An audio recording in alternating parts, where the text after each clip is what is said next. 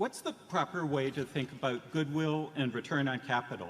Goodwill, you mentioned A.O. Time Warner or something of the sort. It should be written off, actually. I mean, it wasn't, it was just a mistake in purchase price. The goodwill should not be used in evaluating the fundamental attractiveness of a business.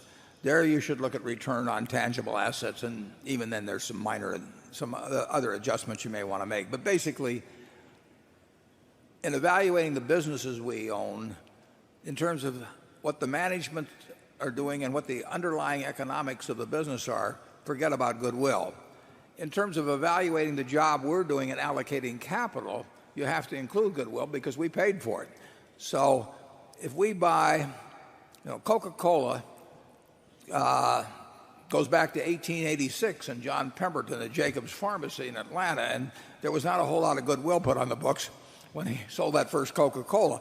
If you were to buy the company now, the whole company, you would be putting a figure, of $100 billion or something like that on it. You shouldn't amortize that.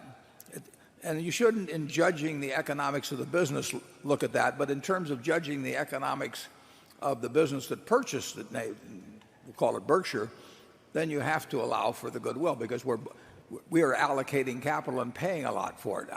I don't think the amortization of goodwill makes any sense. I think write-offs of it, when you find out you've made the wrong purchase and the business doesn't earn commensurate with the tangible assets employed and plus the goodwill, I think write-offs of it make sense. But when looking at businesses as to whether they're good businesses, mediocre businesses, poor businesses, look at the return on net tangible assets. Charlie? Well, I think that's right. But as the gentleman says, when we buy a business, a whole business, we never get a huge bargain. And of course, we may get down toward 10% pre-tax earnings on what we pay. That isn't so awful as you think when a lot of the money comes from insurance float that costs you nothing. In other words, if you have $60 billion afloat and God gives you $6 billion a year of earnings, it's not all bad. Well, on Lubrizol, we're paying close to $9 billion for the equity, and it earns. And you should make adjustments for debt, but it's not an important factor there.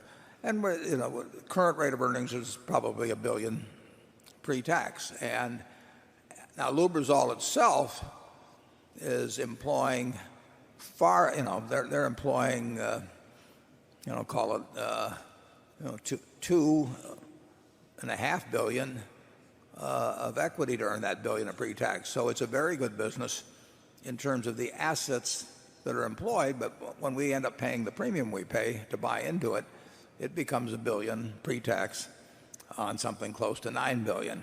You have to judge us based on close to a $9 billion investment. You have to judge James Hambrick in running the business based on the much lower capital that he has been employed. It can turn out to be a very good business, and we can turn out to have made at least a minor mistake if it isn't as good a business as we think it is now, but still is a very satisfactory business based on the tangible capital employed. Charlie, can you make that clearer? Well, it's just we are not going to buy, in the climate we're in now, operating businesses that are all decent for low prices. It's just not going to happen.